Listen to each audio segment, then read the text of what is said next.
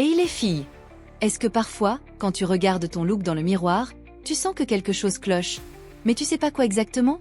Tu as beau avoir 25, 30 ou même 35 ans, ton outfit dit peut-être autre chose. Il crie peut-être. Je suis une boumeuse refoulée, pleurs sonores. Et là, ça devient grave. Parce que oui, certaines fringues que tu portes encore te trahissent. Elles envoient un message très clair au monde extérieur. Mais pas de panique. Je suis là pour t'aider à identifier ces erreurs fatales, ces pièges fashion dans lesquels on tombe tout au moins une fois. Aujourd'hui, je te balance les 12 vêtements qui, en 2025, te font passer pour une boumeuse. C'est du sérieux. Et tu vas voir, il y a des surprises.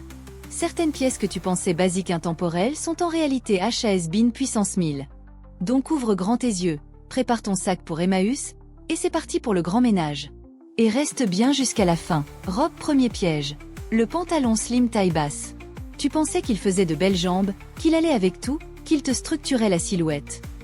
Mais soyons honnêtes, le slim taille basse, c'est fini. En 2025, cette coupe est l'équivalent d'une sonnerie Nokia 3310.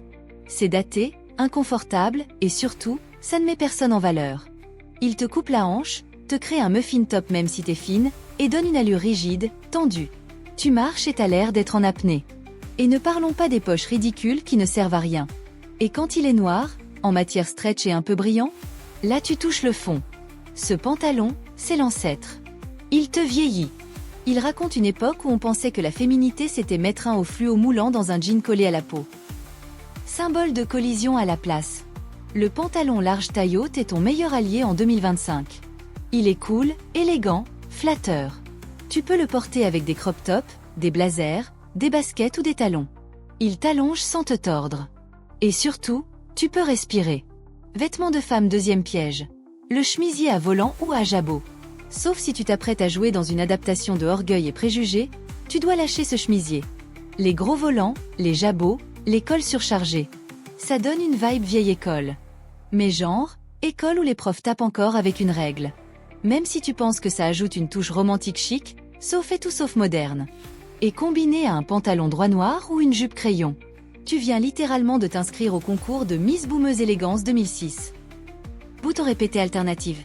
Opte pour une blouse fluide avec un col Mao, une encolure en V subtile, ou même une chemise oversize en gaze de coton ou lin. C'est léger, c'est tendance, ça respire.